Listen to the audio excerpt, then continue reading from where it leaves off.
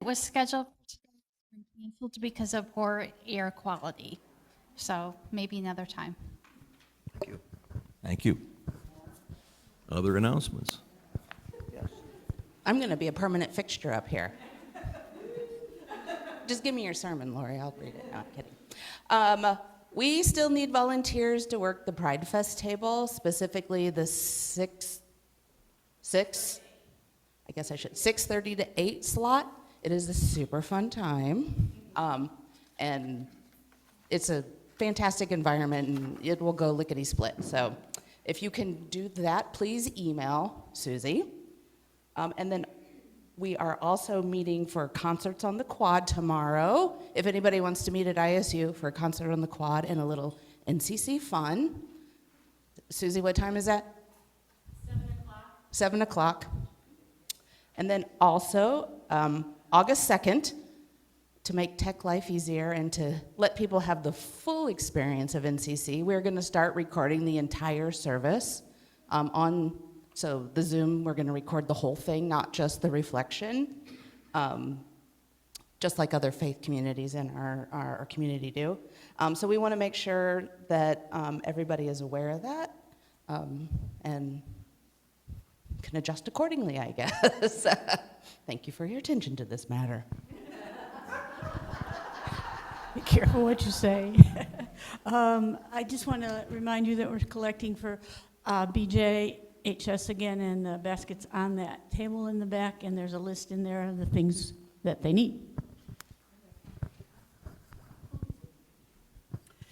Last week I mentioned briefly that Joe Grable's 95th birthday is coming up. It is Tuesday. Talked to his daughter, and we figured out together that in order to get him here, and we hope it's possible that day, sometimes these things are day to day, that it would be August 2nd.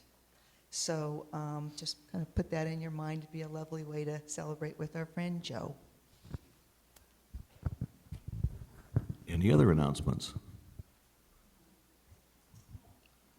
Oh boy, I get a turn.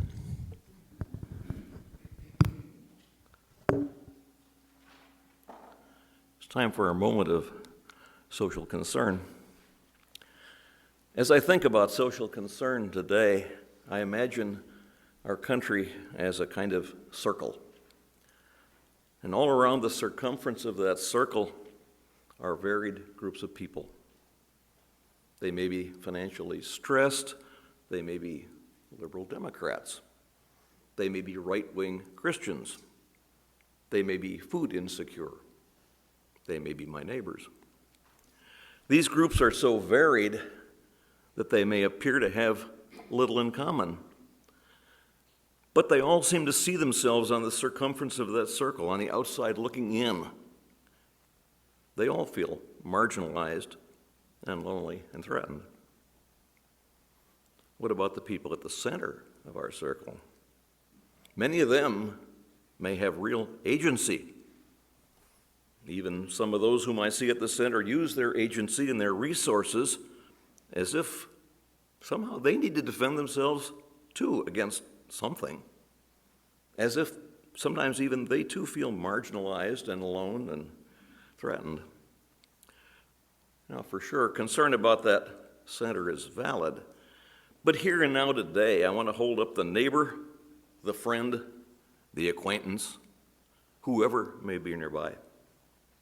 I want to act on that truth expressed in the book of Ecclesiastes, two are better than one. That there's value in companionship and community, that two people can accomplish more, can help each other when they fall, can offer mutual support when times get tough.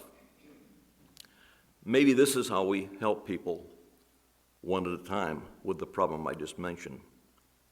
Help people to feel less marginalized, less alone, less threatened, and because I'm a cockeyed optimist, maybe they'll feel more loved as well. It's time for our words of gathering. We come together this morning in community.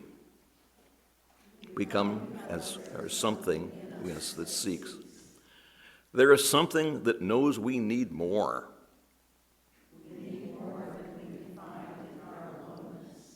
surrounded by a culture that hails individualism.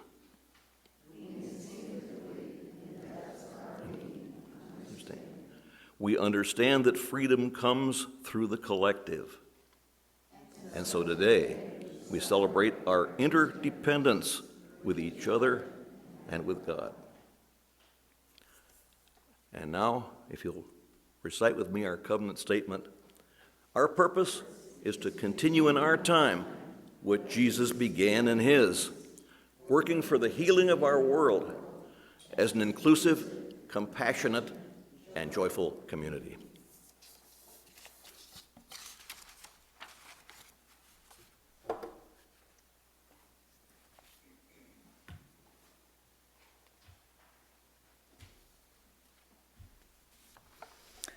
I had fun watching you guys stream in this morning. Oh, there's so-and-so. Oh, there's so-and-so. It's just such a delight to spend a little bit of time and space with you. It's a privilege.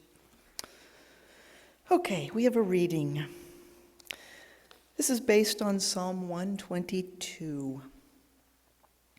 We're having this particular reading and the next one because we're focusing today on our nation, the state of our nation, the state of our spirits as we are inhabitants of this nation. I rejoiced when I heard them announce, the time of warfare is past. No more will brother hate brother or violence have its way. No more will they drown out God's silence and shut their hearts to his song.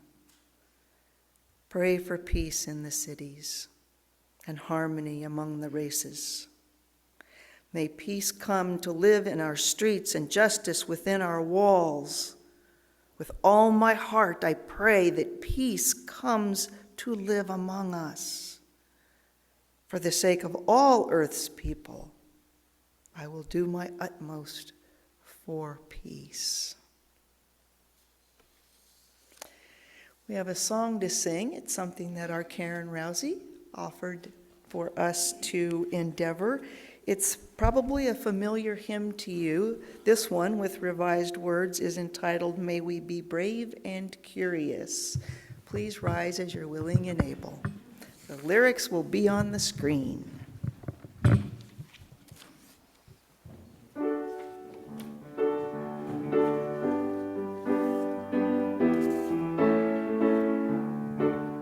May we be brave and curious, oh God, there's much to learn. The world you've made is wondrous, it's new at every turn. So may we be courageous to seek and try new things. May we rise up and say yes and fly on eagle's wings. May we be brave and daring whenever things don't do. When we see folks despairing, may we take risks for you. When Moses spoke to Pharaoh, he took a friend along. When we speak truth to power, together we are strong. God, give us perseverance whenever times are tough. When we like Peter protest that we aren't good enough. God, make us bold disciples who try some more to work for peace and justice, to welcome in the poor. We sing our alleluias, we praise your name above. We ask you to work through us that we may share your love. Creator Christ and Spirit, comes the message we bring, we live each day.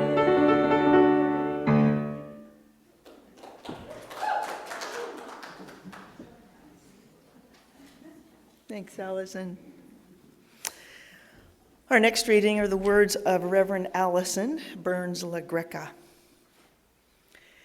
She said, America turning 250 has invited truth-telling about our past and thanksgiving about what's been good and lamenting and inquiring about who it is that we're becoming now.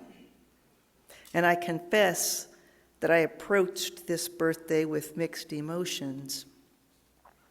I live in a Hallmark kind of town. The celebration is exciting for them, and I want to feel that. I want to celebrate with them too. I really do. There's something beautiful about remembering the hopes that give birth to a nation and the promise, however imperfectly realized, that all people are created equal, endowed with dignity, and that no government can bestow and no ruler can remove. But I won't lie to you, and I won't lie to God. This year, this celebration sticks in my throat. I often find myself wanting to scream from the rooftops. I see war, violence, mass shootings, of which so far there have been 249 this year. I see children and parents who can't find each other. I see a government that calls cruelty strength and calls mercy weakness, that hoards when it should share and shares what it should hoard. I see grandiosity throned where humility should sit. I see civil liberties treated like luxuries to be revoked rather than promises to be kept. I see immigrants being asked to prove they deserve to exist while the powerful are asked to prove nothing at all. I see corruption that would have ended a presidency a generation ago shrugged off before lunch. I can't pretend these realities do not exist. I can't bless what wounds the people I am called to love. Jesus himself stood overlooking Jerusalem with tears in his eyes, grieving a city he loved enough to weep over rather than abandon. So perhaps grief isn't the opposite of patriotism this year. Perhaps it's the most honest form our patriotism can take. And perhaps that grief is also where I've found something I didn't expect. A nation is never defined solely by the people who govern it. A nation is also shaped by the people who quietly refuse to surrender their humanity, even now, especially now.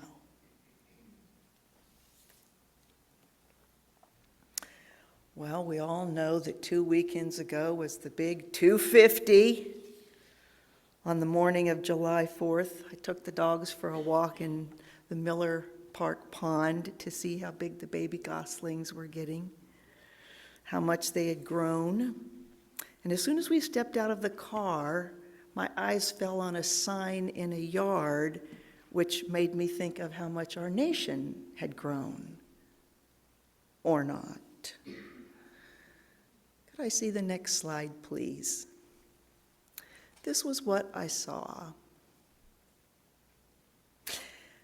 And I wish, for those of you at home, if you're not seeing it, the greatness of a nation is measured by how it treats the least among us. And I wish I could say that it was a moment of gratification. Yeah, my country is great, kind of feeling. But instead, what I experienced was a mix of a mild downer and an eye roller. It was certainly a reminder of the state of things, the ungreat state of things. And I have read that responses like mine to the sign regarding this whole anniversary thing are pretty widely spread, that this moment that could have and should have been something actually fell flat less unifying, less inspiring than it could have been. And it brought to mind the celebration of the bicentennial 50 years ago. Most of us remember that. It astounds me how clearly I remember 50 years ago. Specifically, what I remember about that is that my dad made all of us 5 kids wear matching button-down dress shirts with the bicentennial symbol all over them. That is the shirt right there. And you can imagine how enthralled my 13-year-old self was to be seen with that dorky thing on in public. But even as an adolescent, and even being forced to wear that impossibly blah shirt, I remember that there was a vibe of patriotism that accompanied that celebration. Yeah, the Democrats and the Republicans, they did their dance, but it was regular kind of politics with typical sparring, not today's toxic scarring. And little did we know then how much we would be yearning for that kind of a vibe now 50 years later.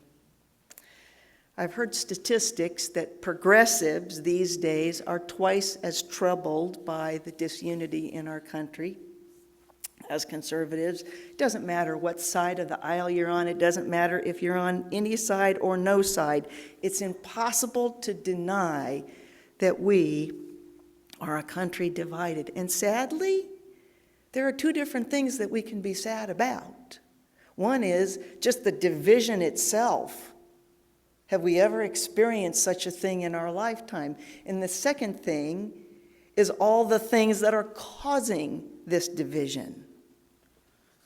You might not be surprised to know that the incidence of depression has doubled in this country in the last 10 years. And I know that many of you, being lovers of democracy and truth and care and connection, have been deeply impacted by this and have been wondering, what can I do to counter my drooping spirit over all of this? Well, amidst these questions, there have been some responses. Some of them are theories anchored and embedded in hope that help us to cope. For example, Lisa has a theory. Lisa's like, oh my God, what's she going to say? Lisa copes better because she believes that the pendulum is always swinging, and we are way over and way due to be swinging back toward light, and that gives her spirit a little bit more light. Other viewpoints have been that there have been worse times in our history, more unrest, the Civil War, civil rights, Vietnam. I have my own theory about what makes these dark times a little more tolerable. It has to do with awakeness, but do not confuse that with wokeness. My awakeness theory has more to do with the lull of complacency. We tend to just coast along when things are good. There's no reason to downshift into an increased torque gear. We're okay easing along down the road in a lesser gear, and if things are really okay and really carefree, why, we might just be going along downhill in neutral. Neutral in our attention. Neutral where our rubber hits the road attentiveness to what is actually happening around us, what's actually happening to other people. Meh, we're only half awake because, heck, why be bothered at standing at all that attention? It's okay. But then difficulty arises, perhaps from your own making, or perhaps not, it doesn't matter. The challenging circumstance requires you to respond, and you have to be fully awake to do it. Sometimes your life depends on it. But there's a hidden gem here. The challenge that necessitates this deepened engagement ends up being a gift because it sets your life on a course that ends up being better than it would have had none of the challenge ever occurred. So you end up being on higher ground than you would have been before. This calls to mind the story of Michael J. Fox. We all know that he's diagnosed with Parkinson's disease, and he believes that this disease, which he calls a neurophysical catastrophe, forced him down a second, more profoundly enriched path of life. Forced him out of necessity down a more enriched path. That beautifully underscores my theory. Now, for years, I've applied this theory to people mostly with substance abuse challenges. These people who have the uphill battle of getting and remaining sober. It requires work, but the work that you do bleeds into these different areas of your life, your perspectives, your stinking thinking, your relationships, and everything gets better than it might have been before because you're paying better attention. So, in the end, the not ordered, not desired wake-up call renders you more awake, more fully engaged, and therefore more fulfilled in life, more the person that you were created to be. Okay, how does this apply to our nation? Well, first, we have to appreciate capitalism and rugged individualism, which is a part of our DNA. It doesn't matter what term you use, it's all dog eat dog, looking out for number one mentality, which means many of us have it in our DNA. If I'm doing okay, I'm not that concerned about how you're doing. Neutral, coasting, half awake, as a nation that we were created to be. The nation whose declaration document was not a listing of laws, but actually a moral manifesto. It speaks to honor and ethics. The first sentence is very lofty: unalienable rights, liberty, truth. And we have moved so far away from those ideals upon which we were created to be as a country, that now we're starting to be awakened. The toxicity has brought us to rock bottom, as addicts would say, and it's no longer tolerable to the average American. So I believe this period of time that we're in right now is awakening and informing our country of the hazards of being half asleep, because there's no reason really to be working harder at being attentive. Well, there's always been a reason to. The ideals of this nation require standing at attention. But we really haven't. We've been slack about it, and now we need a reset. The Old Testament talks about resetting events, these plagues, the locusts, the frogs, the firstborn male deaths. Well, in our current time, friends, we're in a plague. And keep in mind that a reset plague only comes when it gets that bad. The good news is we're there.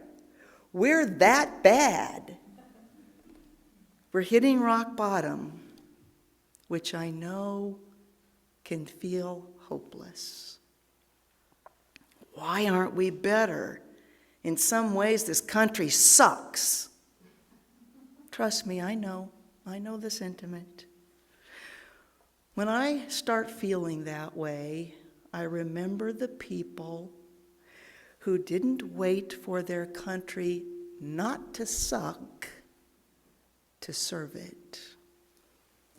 Harriet Tubman did not wait.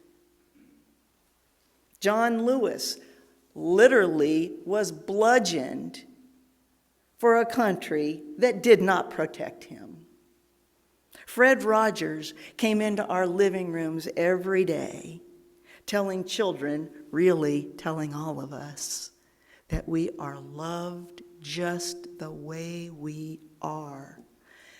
None of these people required a nation that was just before they practiced justice. None of them withheld their mercy, waiting for mercy to come to them. It's kind of starting to sound like some of the things we talk about on Sunday morning. Extending mercy where mercy isn't. Paying attention. It sounds the same because it is the same. While I believe that collectively there will be a paradigm shift because we won't allow the continuance of this catastrophe, there is also an individual component that answers the question about how do I deal with my drooping spirit here? Sustaining our peace when things become hopeless on the outside is comprised of the same thing that feeds us spiritually. Choosing forgiveness instead of vengeance. Choosing fortitude over failure. Focusing on thoughtful reflection, not cynical dismissal. It's easy to say, it's very easy to say, to stand here on a Sunday morning at this pulpit and say that. But how much do we actually choose that lens when it's dim in our souls? Because these are the ingredients to the recipe of staying upright during these times. More specific to our nation, focusing on the ideals of our nation instead of how poorly we've lived into them. Celebrating religious freedom. We can come here this Sunday morning and any Sunday morning and worship the way we want, and that is certainly not the case in many places in the world. Focusing on that instead of on Christian nationalism. Refusing to let the cruelty of this moment harden us into people we were not created to be. Refusing to let our grief have the last word. Refusing to be stuck with who we are, admittedly, and who we've been, instead of leaning into who we aspire to be, who we were created to be. We could view our country as an athlete who has yet to arrive at his or her peak performance. Now, to promote peak performance, do we want our approach, our inner place around this topic, to be one of vision and inspiration, or one of cynicism? If we want to have an active part in this reset so we can emerge into our potential, do we want to espouse the next slide, please? The Bobby Knight approach? Or do we want to embody the Phil Jackson approach? These are two famous coaches with notoriety. Were they at opposite ends of the spectrum, one known for reactive criticism and one known for proactive Zen. The Zen guy, by the way, was the most successful coach in the history of the sport. Next time we're together, we're going to be taking a deep dive into what Zen means, the many dimensions of freedom that it can bring.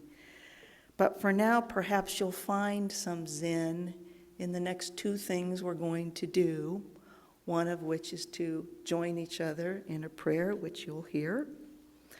And then the next is to hear a piece of music. For now, please join me in prayer. Our beloved Creator, I confess that we come to you somewhat weary. We're apprehensive to dream and hope for a future of a nation that has not reconciled and reckoned with its past.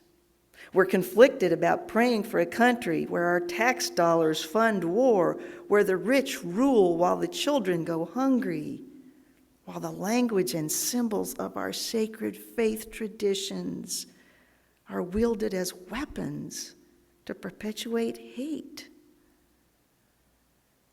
And so, with heavy hearts, we pray for a different path forward. May we be open to the wisdom and the courage that bends us toward justice, to look at our history, our complicities, our faults, and to dream together of a different 250 years to come. We pray for a future where our ancestors are honored, where our brilliant diversity is celebrated, where war is past, where children are fed, where our Mother Earth is healed, and where the love of neighbor extends to all of us without exception. We know that we have everything we need to create this future, the future we were created to live. Buoy us with courage so that we may make it so. Amen. And now we'll end today's reflection with hearing a little piece by Ray Charles. It seemed inspiring to me, and I hope it's inspiring to you as well.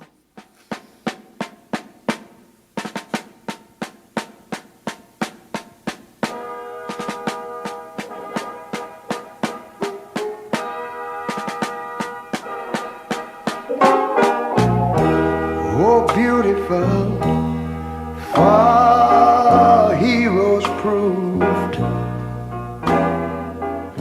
in liberating strife.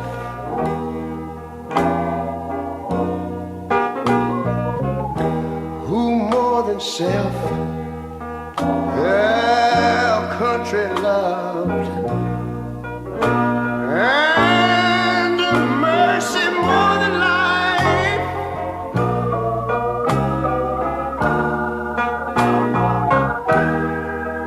America, America, make God thy gold refined, till all success be nobleness, and ever again divine. And you know, when I was in school, we used to sing it something like this. Listen here. Oh, beautiful, far spacious skies, far amber waves of grain,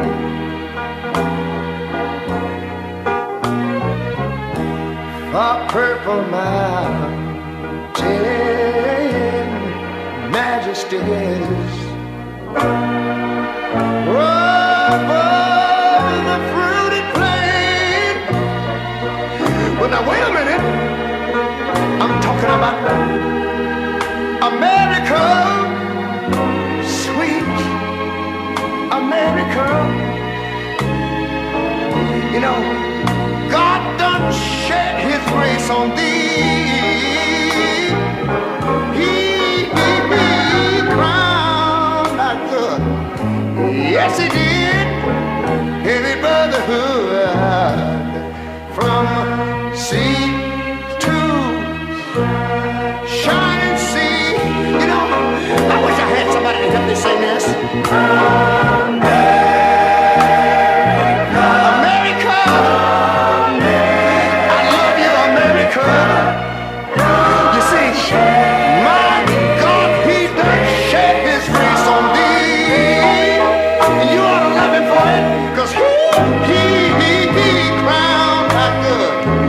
He told me he would. Every brotherhood from sea to shining sea. Oh, Lord, I thank you, Lord.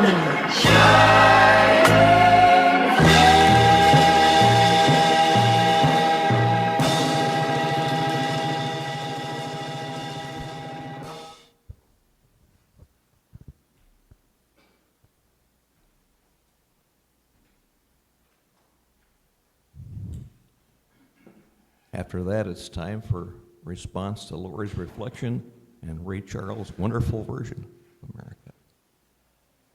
I'll bring the mic around.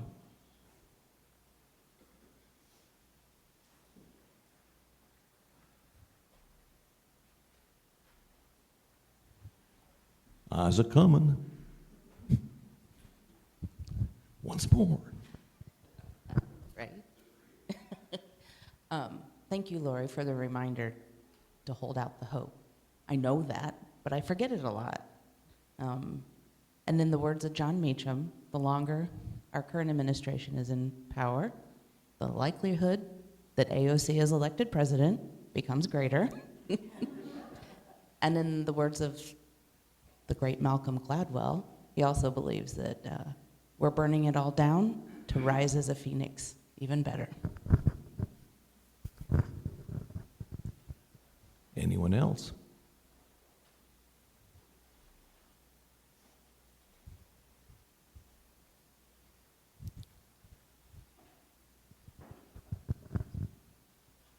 I suppose when I think about this administration and ideally it being finished with come the next presidential election, I just hope within my heart of hearts or so that we can get away from the long-standing political cycle where the Republicans sweep in and make massive major changes to things, and then the Democrats come back in and just kind of fix things back to how they were, but then the country just keeps drifting further and further to the right every time. Because, I mean, as far as Democratic positions go, Obama and his ACA would have been a big deal way back when, but most of what Obama did would have been vaguely within the realm acceptable back in the 70s Democratic era. But I mean, what President Shrub or Trump has been doing would have been just violently out of place in 1970s American politics. And so the right just keeps drifting further and further extreme, but the left just can't seem to figure out that that's what the people want. And I mean, that's why Mamdani won in New York so strongly, is because a democratic socialist is what the average American people want. Maybe not all of them when you call it that, but if you just talk about the actual things that Mamdani's done in his brief time at the head of New York, where they're about to open some, a bit long, sorry, my apologies. Anyway, yeah, I just hope that we can, the left, move forward and to the left the same way the right has moved backwards and to the right.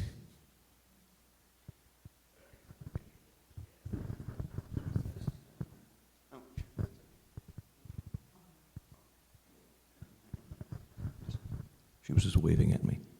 Anyone else? She's waving at me again. Just to clarify, I loved what I just heard and was just excited about that. Love what you said.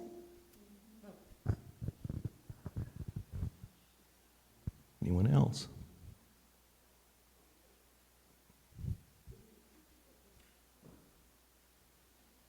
I'm on my way, I won't be there for many a day.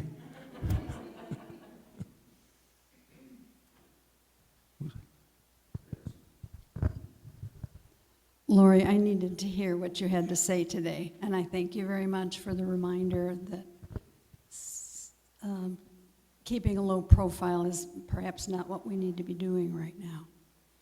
But last night, as I was trying to go to sleep, I was rehearsing what I would say to some people who appeared in Ottawa on Friday. These same khaki-panted, brown-masked white supremacists who were in Washington, D.C., marched in Ottawa on Friday. Did we hear about this in the news? Ottawa, Illinois, 1 hour and 20 minutes away. So I was practicing, what will I say to them when they come to Bloomington Normal? And it was an interesting discussion with myself about how brave I was going to be and how much risk I would bring to myself.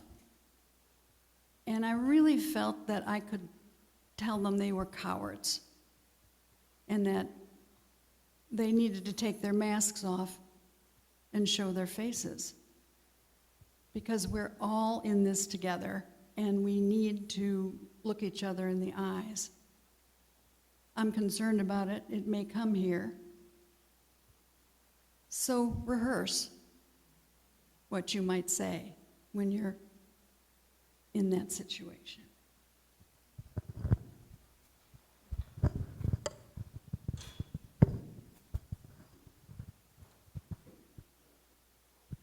I too was disturbed when I read about Ottawa, and I read that the marching was in response to the fact that there is a group of Muslims moving into the community, and that is why they marched.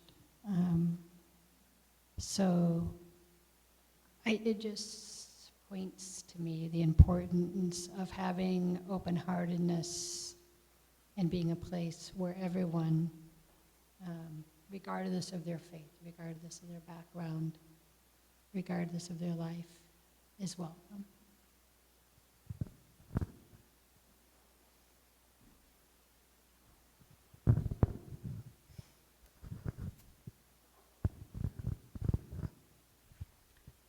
Thank you for the Ray Charles music.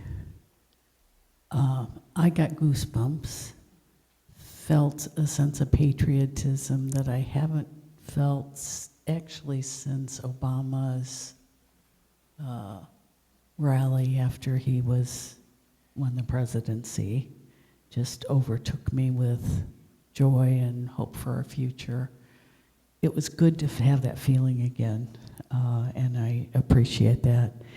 Anne shared with me this week, she's been reading a lot about the people that have been here for the World Cup, the fans from other countries, and how surprised they've been in a positive way about their experiences here, and how kind people have been, some even extending invitations to come to their house for barbecues, and how they've just been very surprised that it's not what was in their head. And that made me feel patriotic, because that's the true America too. So there are reminders every once in a while, which I appreciate.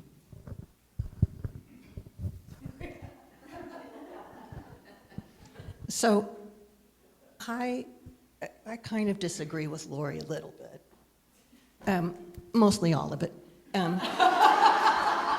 And the reason I disagree is I was prompted by, I've been watching YouTube, and they have clips of people from Europe who've come here for the World Cup who say, oh my God, I cannot believe you get free refills here. And they're thrilled by our air conditioning. They're thrilled by the kindliness of everybody here. They can't understand why when you walk through a big store, people are passing you and going, hi, hi. This Frenchman said, what is this hi? You know? So it made me feel very proud of our country. And one of the other impressions they had was, when I came over here, I expected to see people carrying guns in the street. And I believe very strongly that the media, the social platforms, are on this role to induce fear. The more fear you have, the more chaos you can create. And it's like if somebody dropped on the street next to me and they needed help, I wouldn't ask if you were a Democrat or Republican, I would help you. And I think that's what most people in the United States would do. It does concern me that people in Ottawa were demonstrating in a way that I wouldn't do, but I would also not think that Christ would go up to them and say, I don't think you should be doing this. He would probably say, do you need a drink of water? And you kind of look like a Muslim with all that on. But, it's your point of view. And so I don't think this nation is as divided as the media proclaims. I don't think that at all. I think we're divided between the administration and the politicians and the other 300 million people in our country. If I'm allowed to respond to Lori's reflection as well, it occurs to me that I'm certainly not a right-wing Republican of the extreme, but I'm not sure most Republicans are right-wing Republicans either. But on the other hand, I'm really not a left-wing fan of the northeastern liberal Democrats, but I don't think most Democrats are either. And what worries me when Larry talks about America is what happens to us that are not on the extreme right and the extreme left if we appear to be left, those of us that are in the center, without anybody.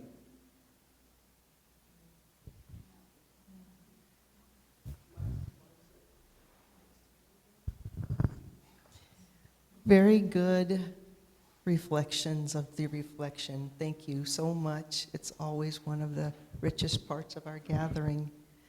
Let's sing about our country again with number 722, This Is My Song. Please rise as you are willing and able.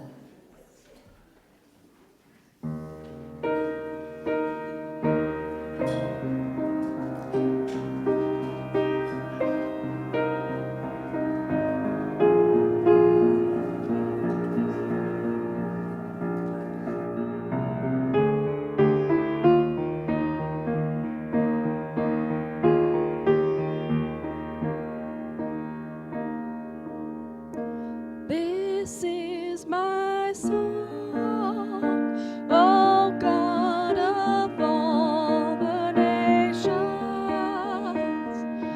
a song of peace for lands of bond and mine. This is my home, the country where my heart is.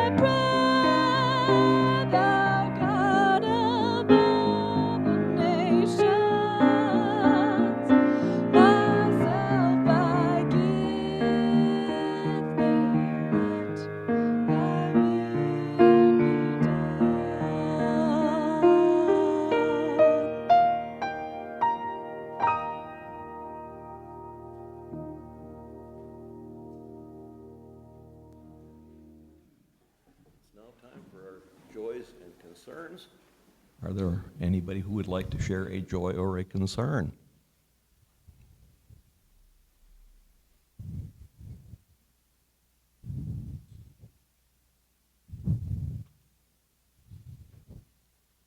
Sandy, you've come to the rescue.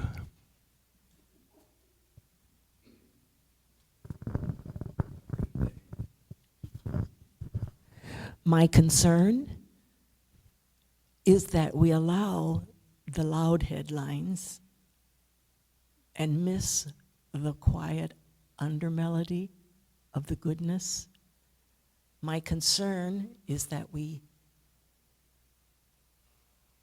forget that, wow, there's just one vote per person in November.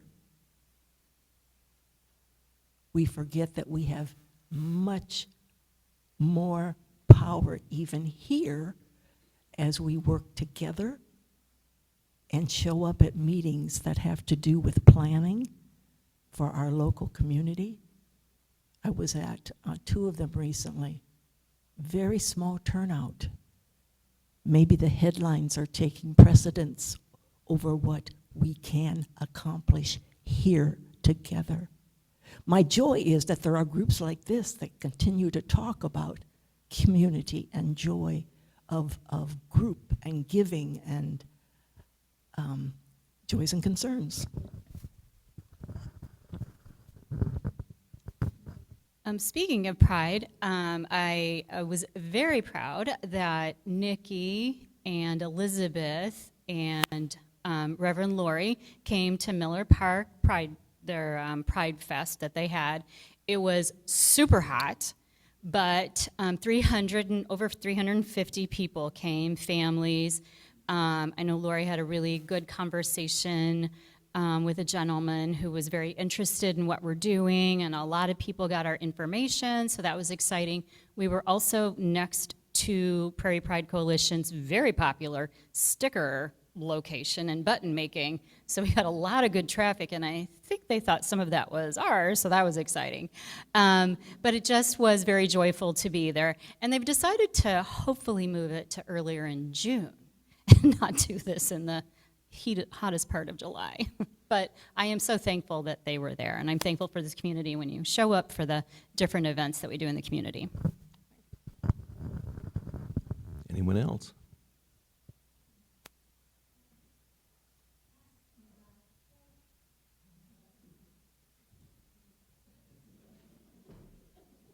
Oh, I saw a hand over there.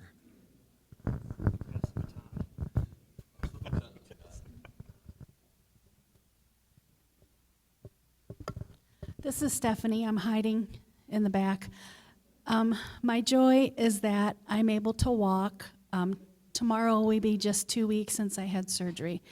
My concern is that I'm pushing myself and I need to slow down so that I don't hurt myself again.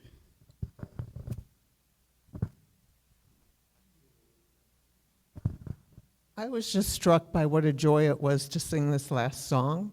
I grew up going to IFE conferences, International Farm Youth Exchange. My mom went to Sweden in 1952, and all these people gathered in these wonderful parks, and we'd spend weekends and we'd sing this song always. I realized today that something I loved about it was so often when I hear God and I open a hymnal, I kind of double check, is that limited to our God, the right God, the only God? Or is it all gods and that freedom? And this song has always struck me as it's all.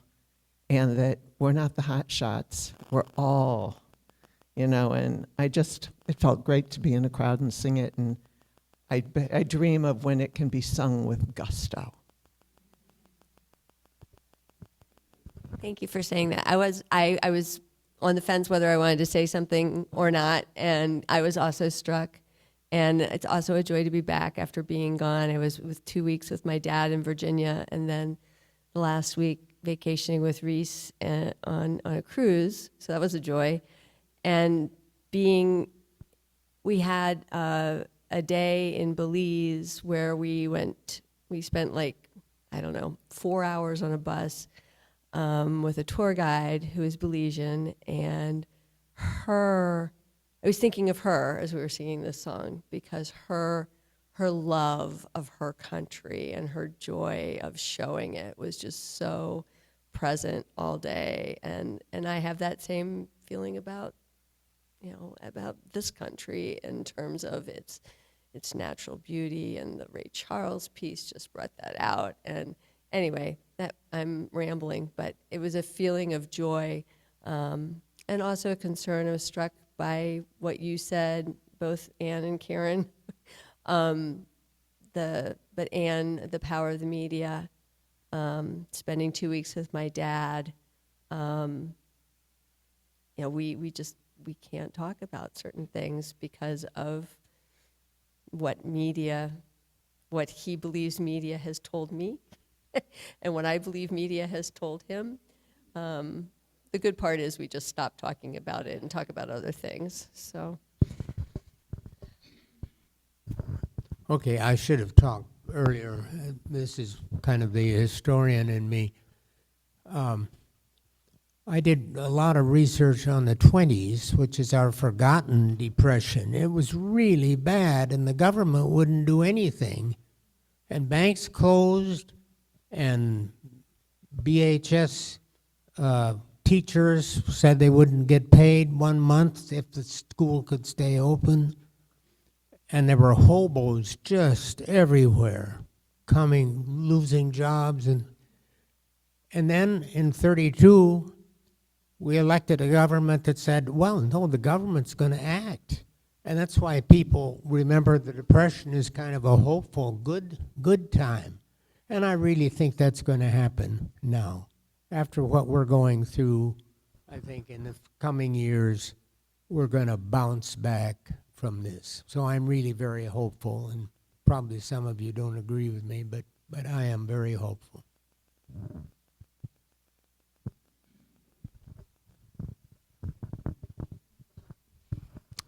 Today was a very gratifying day to be here. As someone who is about to become a new citizen of this country, I have had the joy of just immersing myself in all the 250-year celebration as much as I can. I even had a chance to put my name on that Declaration of Independence. It's something that the Museum of History had. You attach your name to a laminated copy.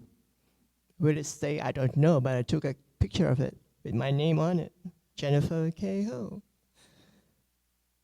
One of the things I have to say, and thanks to Sandy for saying this, is the joys and concern that we have. We have to remind ourselves that democracy, we can make it a big D, democracy, and not Democrats. But democracy, or whatever you want to call it, democracy, is a participation activity. It's not given. It's not a given that a Democrat administration will do everything right. There is good in some Republicans, and not everybody is right-wing. So the thing is, it is, as we say, we have said it before, is for us to be bridge, to bridge that divide as much as we can. And I would also echo the fact that we need to show up. We need to show up at dialogues. And there is one that is coming up, September 22nd, at Heartland Community College.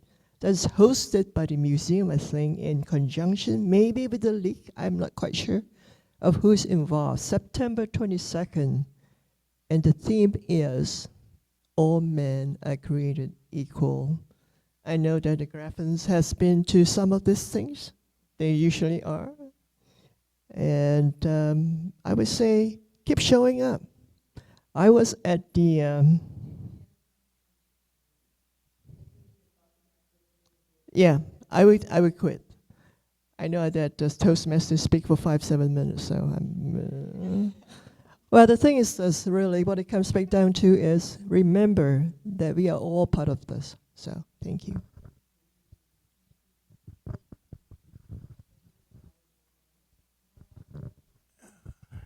While I'm taking back the mic to Lori to give a prayer, I'd say that Scott, who has the best reason to do it, stole my thunder because I wanted to say that one of my joys is to see Stephanie back with us again.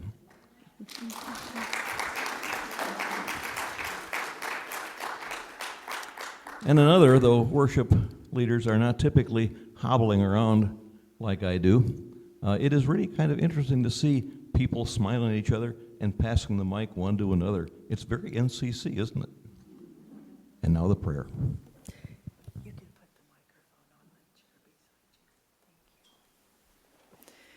Please join me in prayer. Loving Creator, we give thanks for diversity. We give thanks for this community with which we are gathered this morning. We give thanks for the myriad of thoughts and insights and inspirations that we bring and that we feel free to share. While most of us in this room and gathered with us experience some heaviness of heart because of the imperfections of our world, each of us come together with you, before you, through you, to do good work, to profoundly enrich our paths and the paths of others. Bless us as we continue down this road to do the good work that we are called and created to do. Amen. It's time now for our communion, a time of sharing in the love of God and the kinship of Jesus and the connectedness of our beloved community. This communion represents belonging in our faith, belonging to God and to each other. And now let us receive communion.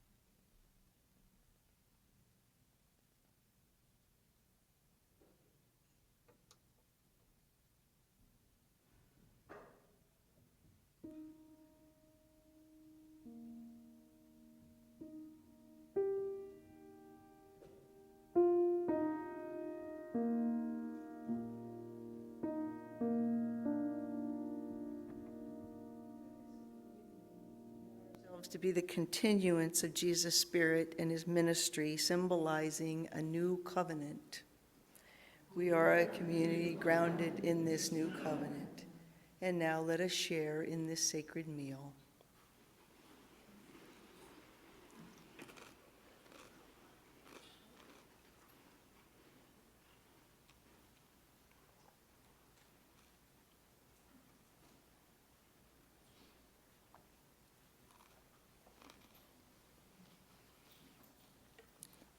As we prepare to go into the rest of our day and to emerge into a new week, may we have courage.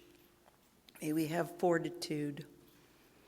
May we have the strength to move beyond that which contains us, so that we can truly be the individual and then a part of the nation that we were created to be. May it be so. Please let's rise now and sing our closing peace song. We're going to do it in rounds again because it's just fun. So we'll start here, and this will be part 2. Take it away, Allison.